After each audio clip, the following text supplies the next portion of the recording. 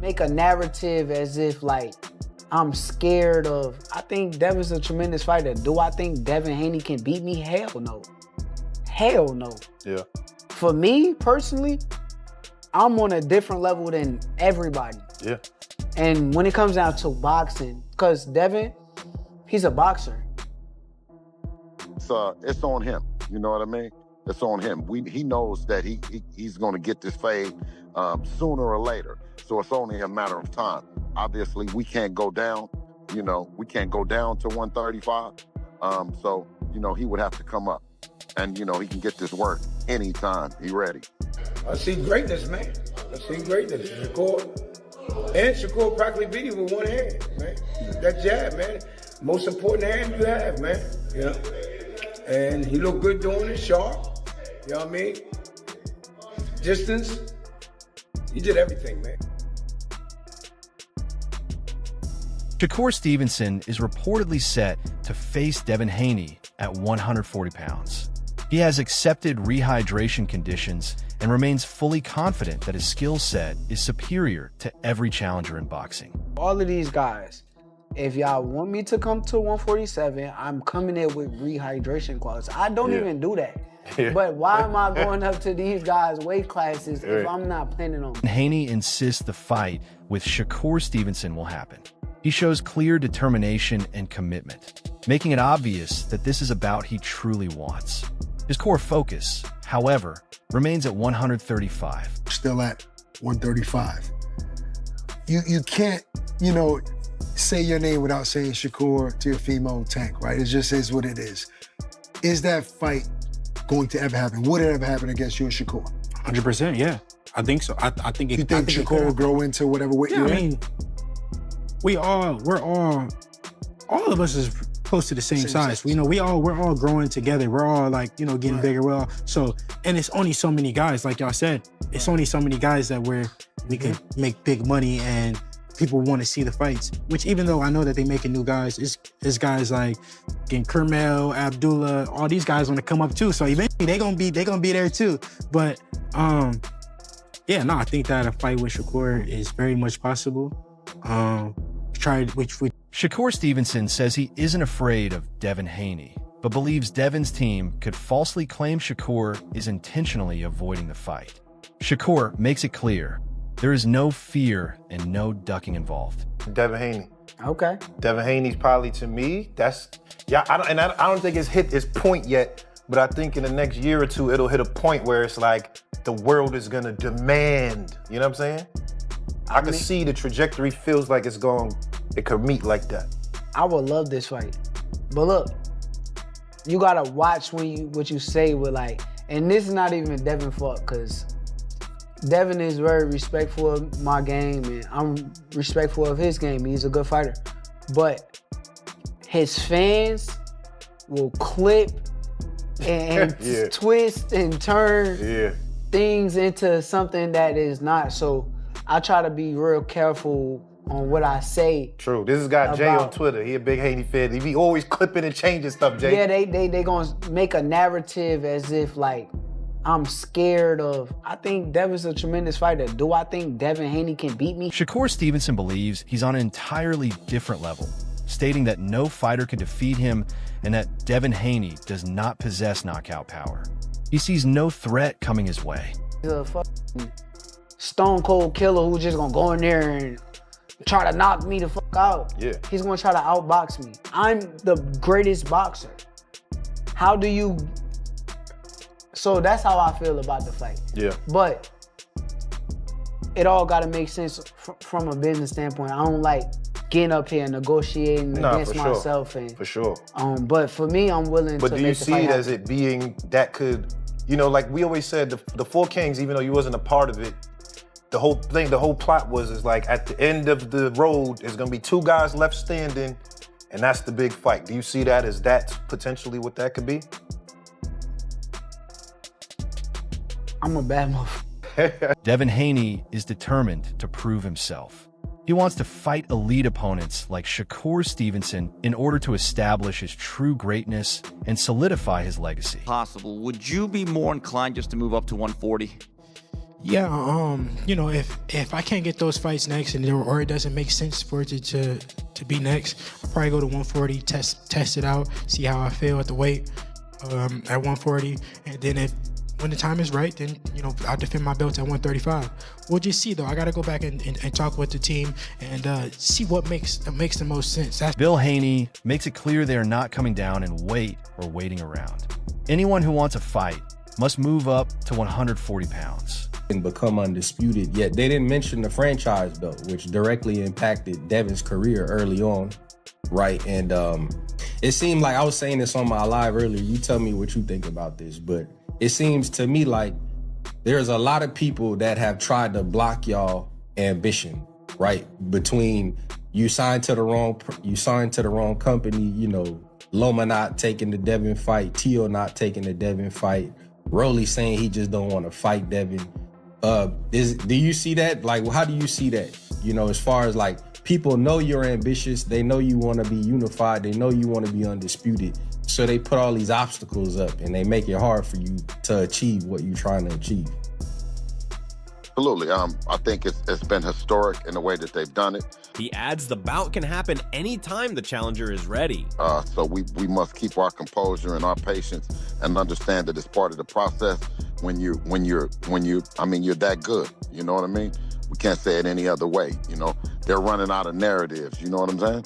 And, you know, it's what the people want to see. We don't never say, okay, you know, well, this guy has done something wrong or he did bad business. So, you know, we'll never do it. Obviously, you know, when we go through negotiations and we spend time in there, whether it's put something together for Richard Hitchinson, for him to come back later and to say, you know, yeah, I want that fight. Well, when we were trying to make the fight, we couldn't. You didn't want to negotiate. You went somewhere else. When we were negotiating with Shakur Stevenson, instead of him negotiating with us, he said that he's going to go. He adds that the fight can happen anytime the challenger is ready. I feel like Shakur, just like Crawford was with me, Shakur has the ability to pass Terrence Crawford. Listen up. Now, not in the stance of becoming 3-time undisputed and, you know, going up to, you know, that many weight classes. Not from that standpoint. You know, he already has 4 weight classes. Crawford is a 5-weight division champion. But in a sense of having the opportunities that Crawford didn't have. You know, Crawford would have been even bigger than what he is if the politics didn't play into the sport at the time. And now that, you know, you have guys like Turki Al-Sheikh that are able to bridge that gap between promoters and, you know, make... Tim Bradley believes Shakur Stevenson has the potential to surpass even Terrence Crawford in boxing history. Crawford is undeniably on boxing's Mount Rushmore, a 5-division world champion with an incredible resume. However, Bradley feels Shakur possesses similar elite talent and may have even greater opportunities due to today's boxing landscape. He explains that political barriers prevented Crawford from securing major fights earlier in his career. If figures like Turki Al-Sheikh had been present back then, blockbuster fights against Keith Thurman, Danny Garcia, Errol Spence, and Dennis Ugas could have happened sooner. Crawford was on his climb. You know, when Crawford couldn't get those big fights with like Thurman and Danny Garcia and Ugas, and, you know, he got it later with Sean Porter, but it was later. But imagine if Crawford was able to have that run and, you know, Errol Spence, Danny Garcia, Ugas, Keith Thurman, you know, the list goes on. If he would have had all those guys on his ledger, imagine how big Crawford would be. He would be even bigger than what he is today. You know, bigger than what he is today.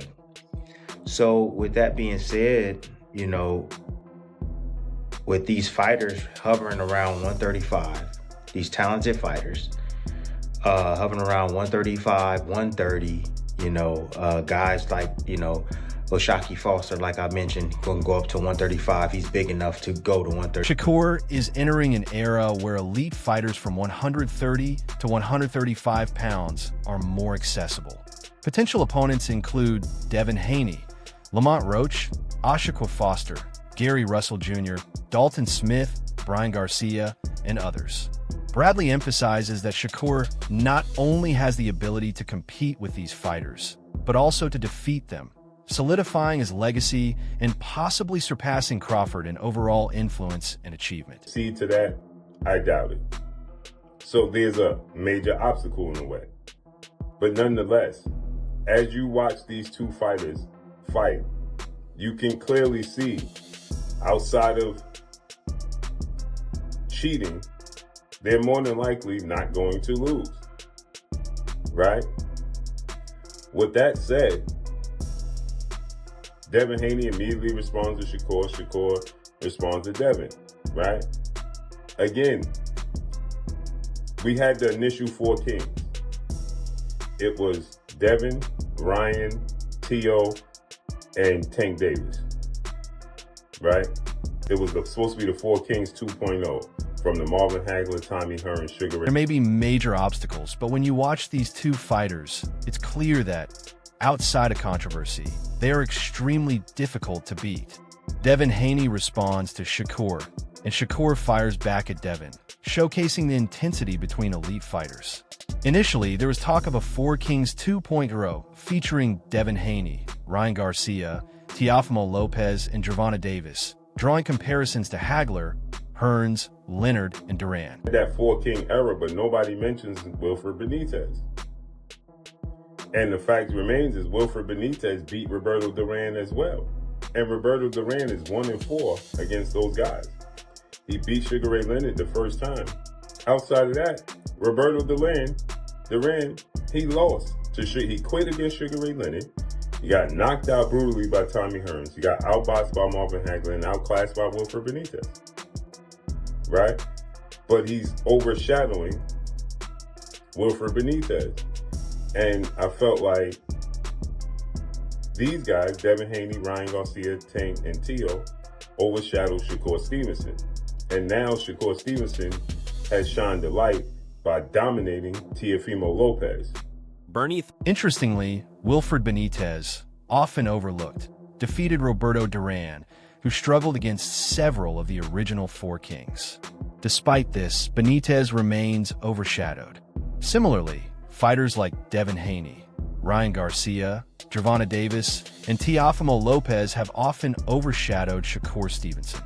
However, Shakur has begun to break through, especially after dominating Teofimo Lopez.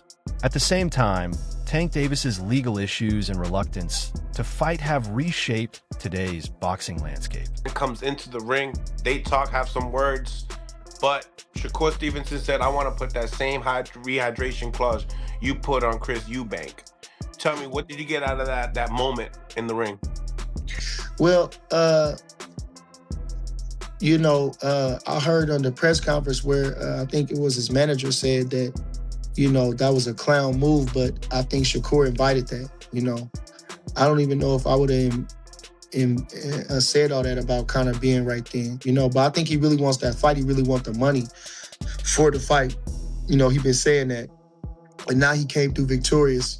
I think he really wants that money for that. Bernie the Boxer reacts to a potential Shakur Stevenson versus Devin Haney fight by highlighting both fighters' achievements. Shakur is now a 4-division world champion, a 2-time lineal champion, and a 2-time Ring Magazine title holder. He also became a unified champion at 130 pounds, defeating elite opponents like Teofimo Lopez. Accomplishments, because now Shakur is a 4-weight world champion. Devin is a 3-weight world champion. Devin was undisputed, but now Shakur is a 2-time lineal champion. So he's a 2-time Ring Magazine winner. 2-time unified champion. If you want to add the ring, far as with the WBO, he was unified at 130. So he's a 2-time unified champion, 2-time lineal champion. Beat a guy like Teofimo Lopez, who rises to the occasion. Had a close fight with George Kambosos. You can make a claim that he was fighting out of frustration or out of emotion, and that was it. He was in his prime too, Josh Taylor seemed to be drained at 140.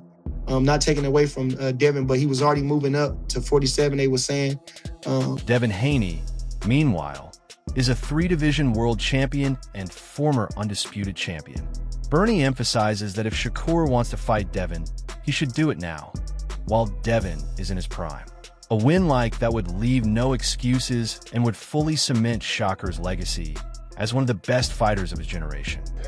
I see greatness, man. I see greatness. Shakur practically beat him with one hand, man. That jab, man. Most important hand you have, man. You know? And he looked good doing it, sharp. You know what I mean? Distance. He did everything, man. He did everything right, man. A lot of people thought it would be a tough fight because Teal's athletic, Teal was experienced, he's fought on a high level. And, you know, they were critical of Shakur. Oh, he ain't fought nobody and this and that. Yeah. He made Teal look like everybody else. Made him look like an amateur. Made him look like an amateur. Yes.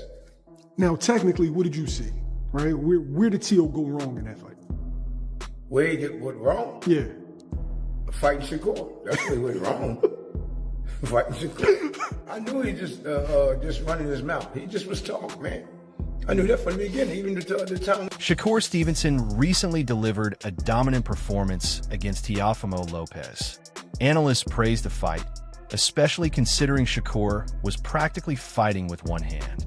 His jab, the most important punch in boxing, was sharp and precise, allowing him to control distance flawlessly. Critics questioned his resume before this fight, but Shakur silenced all doubters with a near-perfect technical performance. Shakur, no, you could have got stopped and shit, but Shakur hurt his left hand. His left hand was hurt. If you notice, he was using that jab a lot. Yeah, jab and then the you know what I hook. mean? And he threw the left hand every now and then. Because I was screaming out. Everybody said they heard me in Philly. Yo, we can hear you on the TV. Yo. Yeah. That's my young buck. You know what I mean? And I was telling him to throw that straight left hand. Then I noticed when he did throw it, he wasn't throwing it real hard. You know what I mean? You know what I mean? But he looked spectacular, man. You know what I mean? You can't ask for nothing more, man. And with me, I don't care about what people say, man. They always want to talk about you and say, oh, he should have did this, should have did that. He did everything that he was supposed to do. Despite a slight injury to his left hand, Shakur controlled the fight from start to finish. He relied heavily on his jab and fought intelligently, proving he could have stopped the fight if necessary. The performance showcased not only his skill, but also his ring IQ, composure, and championship mentality. Fans witnessed a true masterclass. That even remotely sparks my interest for Shakur Stevenson is this guy right here, Devin Haney. Look at them, they're the same size. Obviously, Devin's moved up to 147. Shakur demands a catch weight. We'll see if Devin goes for the bait because I think Shakur Stevenson, there's no doubt about it, he has the skills to compete at 147 to be 5 weight division champion. I feel like the fight between Shakur Stevenson and Devin Haney is one fans are desperate to see. Both fighters bring elite skill, speed, and determination. Every exchange would matter, and the stakes couldn't be higher.